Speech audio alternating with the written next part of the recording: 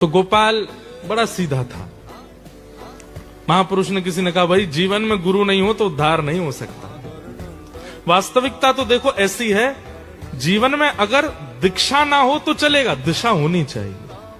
अगर किसी की दिशा नहीं है आपके जीवन में तो उद्धार संभव नहीं है। इसलिए दिशा तो होनी चाहिए, और फिर जिससे दिशा मिले उसी से दीक्षा मिले, ऐसी भावना हो। तो अब गोपाल आज तक तो केवल उसको इतना इसी काम से फर्क पड़ता था कि मेरी गैयाओं ने चारा खाया कि नहीं खाया, मेरी गैया चर के आई कि नहीं आई, मैं इनका दूध निकाल लूं। और उसकी गाय नहीं थी, वो गांव की गाय लेके जाता था। जैसे मान लो आप सब गांववासी, आप सबके घर की एक गाय, आप सब इतने व्यस्त तो चरा नहीं पाते। एक में आया, मैंने गिलाओ चलो मुझे दे दो, शाम को जो मिले मुझे दे देना आप लोग। सबकी गाय इकट्ठी करके ले जाता था चराने के लिए गोपाल। तो आज तक तो उसने इसी बात पर ध्यान दिया कि गैयाओं का कैसा क्या है, और उसने अपने निज जीवन का भी विचार नहीं किया। लेकिन आज पहली बार जब किसी से सुन लिया कि जीवन में गुरु होने चाहिए, तो अब गुरु खोजने लगा। गुरु जी कौन, गुरु जी कौन, मेरे गुरु कब मिलेंगे, मुझे गुरु कहां मिलेंगे। एक दिन एक महात्मा आए, और महात्मा की जटा देख करके, कमंडल देख के, रूप देख करके गोपाल बोला, यही मेरे गुरु जी हैं, इनको ही बना लूं। चरणों में गिर गया, बोले महाराज मुझे गुरु दीक्षा दे दो आप। गुरु जी बोले अच्छा दीक्षा चाहिए? बोले हाँ। चलो आओ, नहा धो के आओ, बैठो, बताते हैं। बोले सुनिए, पहले हमको नियम बता दो फिर दीक्षा लेंगे। तो पता चली पहली दीक्षा दे दी आपने, बाद में हमसे नहीं हुआ कुछ भी। तो गुरुजी ने नियम बता दिए। पहले ही बोले देखो रोज सुबह स्नान करके और इतना तुमको मंत्र करना पड़ेगा। बोले क्या मंत्र करना पड़ेगा? गुरुजी ने मंत्र सुनाया तो बोले ये तो मुझे समझ में ही नहीं आ रहा है, ये तो मेरे पल्ले ही नहीं पड़ रहा, मैं इतना पढ़ा लिखा नहीं कि ये मंत्र बोल सकूं। कोई और चीज बता दो। गुरुजी बोले भाई अब जो परंपरा है वही तो बताऊंगा, ऐसे थोड़ी मनगढ़ंत कुछ भी बता दूंगा। बोले देखो भगवान, हम आपको बहुत स्पष्ट बता दें, हम तो गैया चराते हैं और कई बार स्नान भी नहीं करते। सुबह उठते हैं, सबकी गैया समेटी, सिर पर स्वाफा बांधा, निकल गए, गैया चरा करके लाते हैं, हमारा तो स्नान भी नहीं हो पाता कई बार। और ये मंत्र आदि करना, नियम जाप पूजन आदि करना, ये सबसे मैं दूर दूर तक मेरे को पता ही नहीं है कैसे होता है। और अब मेरी इतनी आयु नहीं है कि मैं सीखूं पहले और फिर करूं, सीखने में ही मेरा जीवन निकल जाएगा। गुरुजी बोले तो फिर दीक्षा काय को चाहिए, रहने दो। बोले नहीं दीक्षा तो चाहिए, दीक्षा तो मुझे चाहिए, कोई बोल के गया गुरु बनाने हैं। तो गुरुजी बोले चलो तो फिर एक काम ऐसा बता दें जो तुम कर सकते हो। बोले क्या? तुम्हें ही निवेदित भोजन करें। भोजन करते हो रोज? बोले हाँ। बोले भोजन पहले ठाकुर जी को कराना फिर खाना, इतना तो कर सकते हो? बोले हाँ ये तो कर सकता हूँ, कई बार तो मैं अपने बच्चों को पहले खिला देता हूँ। बोले बस वैसे ही जैसे बच्चों को पहले खिला देते हैं फिर स्वयं पाते हैं, जैसे माँ करती है, बच्चों को पहले तृप्त करती है फिर स्वयं पाती है, पति को पहले पवाती है, ऐसे ही आज से तुमको करना है, पहले ठाकुर जी को खिलाओ फिर स्वयं खाओ। गोपाल बोला ये आपने बहुत बढ़िया बताया गुरुजी, इससे मेरा उद्धार हो जाएगा? बोले बिल्कुल हो जाएगा। नियम करने वाले, मंत्र करने वाले, जाप करने वाले का जैसा उद्धार वैसा ही तेरा होगा, तू ये कर ले। गोपाल को बोल गए, बोले कि क्या करना है? ठाकुर जी को निवेदित करके पाना है। लेकिन गुरुजी ने ये नहीं बताया था कि ठाकुर जी केवल भाव में आएंगे, ठाकुर जी की सामने प्रतिमा होगी, चित्र होगा, प्रत्यक्ष नहीं आएंगे ठाकुर जी। उसको लगा कि जैसे हमारे बच्चे आके बैठ जाते हैं सामने, पत्नी आके बैठ जाती है, ऐसे ठाकुर जी बैठ जाएंगे। जहां भी गैया चराने जाता था पत्नी भोजन लेके आती, पत्नी से कहता तुम जाओ हम खा लेंगे। हाँ गुरुजी ये भी कह के गए कि गुप्त रखनी चाहिए गुरु के बताई गई बातें, नियम, ये रहस्य होता है। तो पत्नी को बोलता भोजन धर दो जाओ। बोले हमारे सामने पालो, हम पवा देते। नहीं हम खुद पाएंगे, जाओ। पत्नी बोलती ऐसे क्यों? अरे अब बुढ़ापा आ गया, अब खुद सीखना पड़ेगा, कल को तुम हमसे पहले चली गई तो तुम आदत लगा दोगी अपने हाथ से पवाने की, वो हमको खुद सीखना पड़ेगा। पत्नी बोली मतलब पक्का है कि पहले मैं जाऊंगी? बोले हम बात बोल रहे हैं, तुमको भी सीखना चाहिए।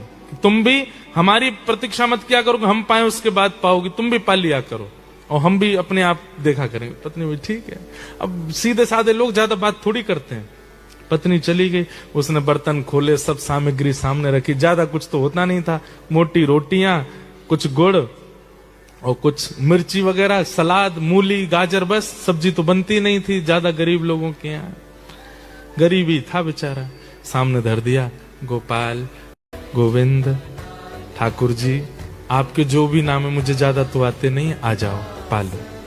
गुरुजी कह के गए आपको पवाना है फिर पाना है, और ऐसा बुला के फिर ढूंढता है कहां से आ रहे हैं, कब आएंगे। गुरुजी परिचय तो बता के नहीं गए कि वो दिखते कैसे हैं, आएंगे भी कि नहीं आएंगे। तो बेचारा जैसे पशु पक्षियों के लिए दाना लेके घूमते हैं, ऐसे घूमता था सब जगह। आप कहाँ रहते हैं? अरे ठाकुर जी, अरे भगवान जी आ जाओ। गुरुजी कह के गए पहले आप पाओगे फिर मैं पाऊंगा। पूरे दिन ठाकुर जी का इसी भांति स्मरण करता, जगह जगह घूमता, नदी के किनारे जाता, वन में जाता, पहाड़ पर जाता, ठाकुर जी आओ पहले पाओ फिर मैं पाऊंगा। रात हो गई, ठाकुर जी नहीं आए। गुरु आज्ञा है, ठाकुर जी नहीं पाएंगे तब तक मैं पा नहीं सकता। रात भर ठाकुर जी नहीं आए तो रात को सारी सामग्री समेट करके गैयाओं को खवा दी, भूखा सो गया। एक रात निकल गई, दूसरा दिन आया, आज ठाकुर जी आएंगे, कल व्यस्त रहे होंगे कहीं पे। दूसरे दिन फिर पत्नी भोग लेके आई, सब सामग्री सजाई, बैठ गया, ठाकुर जी आओ पाओ भोग लगाओ फिर हम पाएंगे। फिर से ढूंढा, कल जहां गया अब दूसरी जगह गया कि वहां तो मिले नहीं थे, यहां मिल जाएंगे। सब जगह ढूंढा, ठाकुर जी नहीं मिले। 1 दिन 2 दिन 3 दिन 10 दिन 15 दिन निकल गए। अब तो आंखें गड्ढे में जाने लगी, हाथों में कंपन शुरू हो गया, वृद्धावस्था है, मुख सूखने लगा, आंतें सूखने लगी। पत्नी कहती मुझे आप ठीक नहीं लग रहे हैं, आपको देख करके अब ऐसा लगता है कि जैसे कोई रोग हो गया है क्या आपको। बोले मैं वृद्ध हो गया हूं ना। बोले वृद्ध तो हो गए वो तो पता, पर इतने ज्यादा आपसे चला भी नहीं जाता, आपसे बैठा भी नहीं जाता, आप कुछ बोल भी नहीं पाते, आप भोजन तो करते हैं ना समय से। बोले हाँ मैं सब पाता हूं, तुम चिंता मत करो। लेकिन वो रोज जाते ठाकुर जी को निवेदित करते, ठाकुर जी नहीं आते तो रात में सब गैयाओं को खिला देते। गुरु आज्ञा।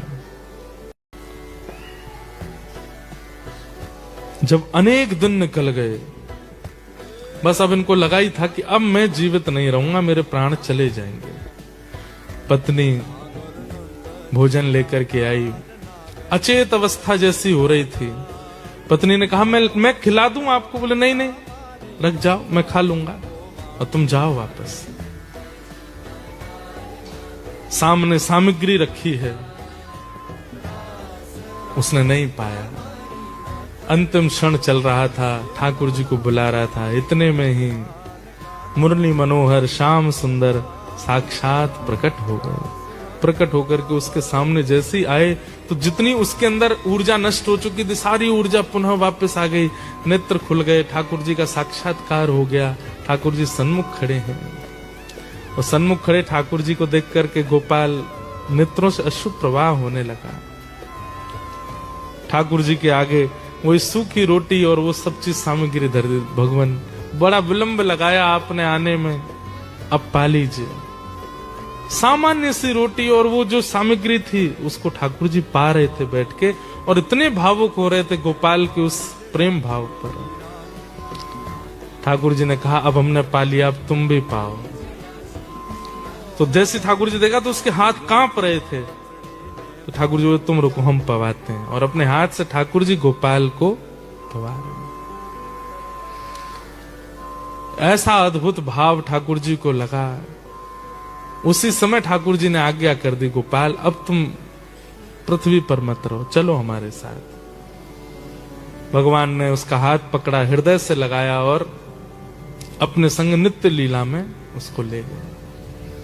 केवल एक गुरु की सामान्य सी आज्ञा को सर्वोद्धार मान करके करने लगा गोपाल चरवाह, और ठाकुर जी प्रत्यक्ष प्रकट हो गए।